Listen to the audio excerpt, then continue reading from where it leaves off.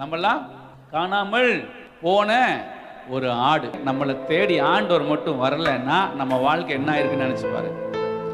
நம்மளை கர்த்தர் மட்டும் தேடி வரலைன்னா உங்களுக்கு எப்படின்னு எனக்கு தெரியல, நான் செத்துருப்பேன்.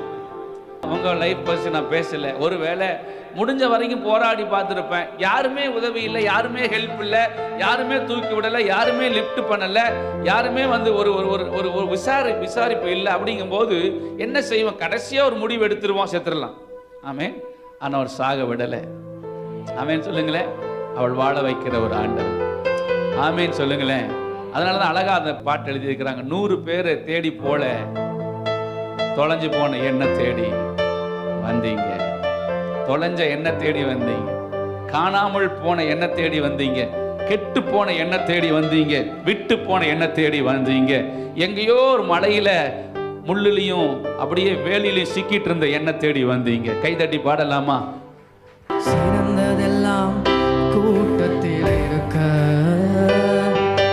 கரமிழந்த என்னை தேடி வந்தது சிறந்ததெல்லாம் கூட்டத்தில் இருக்க. தரமிழந்த என்னை தேடி வந்தது என்ன தேடுவத நீங்க நிறுத்தல.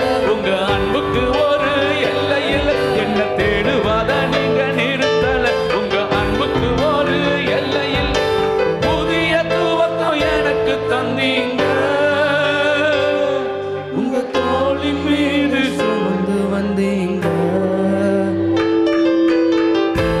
என்ன மறக்கல, என்ன விட்டு விலகல, ஏக்கமுள்ள கண்ணால தேங்கிதான் சொல்லுங்க.